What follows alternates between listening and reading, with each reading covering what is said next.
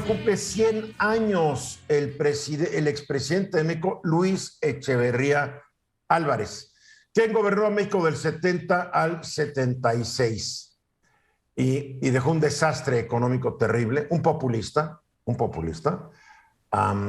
terrible.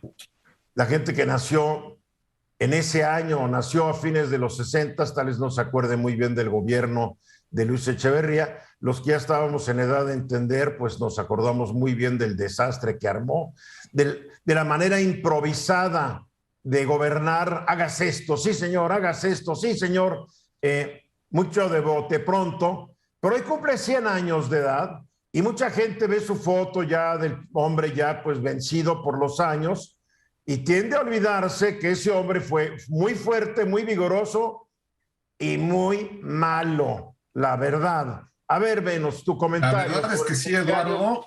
Mira, vamos por partes. Nada más quiero decirle aquí al público que en la década de los 60 se experimentó un crecimiento económico muy importante en México. Incluso se habló a nivel mundial del milagro mexicano. En el año 64 crecimos, el PIB fue casi del 11% y por ahí va cada año 6%, 7%. Era una cosa impresionante lo que estaba pasando con México. Y cuando llegó Echeverría en 70, parece que hubo un desajuste tremendo. Sí es verdad que este llamado desarrollo estabilizador pues trajo bienestar para las clases medias, pero también es cierto que la riqueza siguió concentrándose en pocas manos, y también es cierto que las grandes masas de gentes marginadas pues seguían siendo pobres. Entonces, cuando llegó Echeverría, se asumió él como, digamos, el salvador de los pobres, la solución que México necesitaba para que la revolución finalmente hiciera justicia a todos. Y empezó a tomar un discurso de división, porque todo lo malo que pasaba en México le echaba la culpa al pasado. Se refería a los medios, a los empresarios, a los críticos. Una frase, hablaba de los emisarios del pasado. Incluso les decía fascistas. Él se vio como el nuevo líder indiscutible de la revolución, porque justo antes de que él entrara, en el 1 de diciembre del 70, unos meses antes, se murió Lázaro Cárdenas, que era el gran líder de la revolución, por todos respetado. Entonces él se asumió como un nuevo Cárdenas. Pero no era por todo respetado, tampoco exageres. Bueno, pero digamos que el PRI, ¿no? Siempre ha habido muchos detractores de Lázaro Cárdenas, ¿no? Como tú que dices que todos lo respetaban, no es cierto. Bueno, pero él quiso asumir ese liderazgo y también se asumió como el nuevo Juárez y quiso gobernar, según él, de manera nacionalista, popular, revolucionaria y justiciera. Y que según él eso no se había hecho nunca y que por eso había tanta desigualdad y que por eso había tanta injusticia en México. Pues se la pasó peleando con todo mundo, Eduardo. Se pasó culpando de todos los males a esos emisarios del pasado. Fue una persona... yo digo que hasta sanguinario, y te lo voy a decir por qué.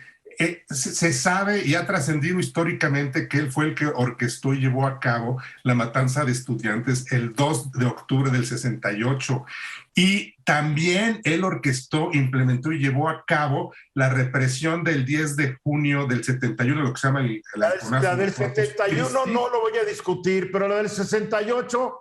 Él siguió las instrucciones del presidente Gustavo Díaz Ordaz, sí. Porque, mi querido Venus, en este país no hay secretario de Estado que haga las cosas sin el permiso y el aval del presidente. Así es, Eduardo, pero obedeció una instrucción presidencial. Y no es justificarlo con creces, porque hasta no es justificarlo, pero es casi como tú diciendo, Díaz Ordaz no tuvo nada que ver. No, por supuesto. Ellos dos, no, por supuesto que sí, Eduardo. Bueno, el caso es que ejerció una censura tremenda. Él decía, solamente se acepta la autocrítica, es decir, cualquier crítica externa, incluso del propio partido o de sus propios secretarios de Estado, era motivo para que en ese momento los destituyera. Hubo dos casos que llamaron la atención, uno con el Excelsior y Julio Scherer, que eran críticos del gobierno, pues él orquestó que saliera Julio Scherer, le dio un golpe al Excelsior, y a Daniel Cosío Villegas le orquestó una campaña de difamación, simplemente porque Daniel Cosío Villegas, que era un gran intelectual, pues era crítico con el gobierno, denunciaba sus excesos, y criticaba las políticas que estaban agudizando la pobreza. Pues Luis Echeverría pensaba que él sería la solución a la pobreza y acabando su sexenio, pues resulta que había más pobres y que el país económicamente estaba experimentando un desastre. Y yo te puedo decir, Eduardo, sin idealizar ni decir que el desarrollo estabilizador fue una época idílica, sí hubo crecimiento, sí hubo bienestar económico para muchas personas. Pero yo creo que el populismo que se vivió en este país entre 1970 con Echeverría y luego con López Portillo hasta 1982, bueno, yo creo que han sido probablemente de los dos sexenios más nocivos de nuestra historia reciente. Se peleó con todo, se peleó con los españoles. Tengo unos datos que demuestran cómo iba el PIB per cápita durante el sexenio de Echeverría, cómo aumentó el PIB per cápita.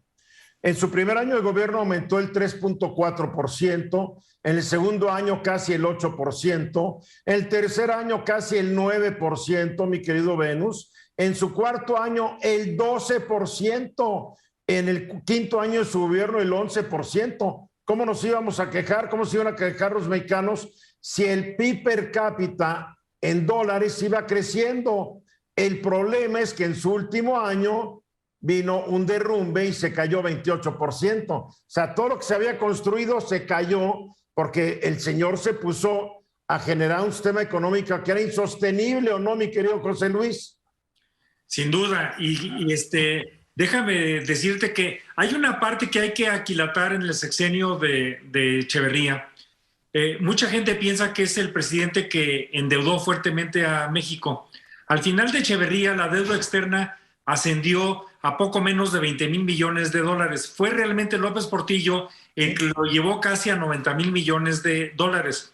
El gran sexenio del endeudamiento es más de López Portillo que de Echeverría. A mí me gusta quedarme con la idea positiva de que por lo menos en su sexenio de claroscuros hay dos instituciones que todavía perseveran el día de hoy, que fueron creadas durante su mandato, que fueron el Centro de Investigaciones y Docencia Económica, el CIDE, y el Infonavit. Dos instituciones importantes para la vida nacional. Y yo no quiero defender a Echeverría porque creo que su legado es negativo, pero el salario mínimo cuando él llegara de 32 pesos y cuando se fuera de 96.70, claro, muy devaluados pesos, pero también él podía presumir que en su sexenio se había triplicado el salario mínimo, Venus.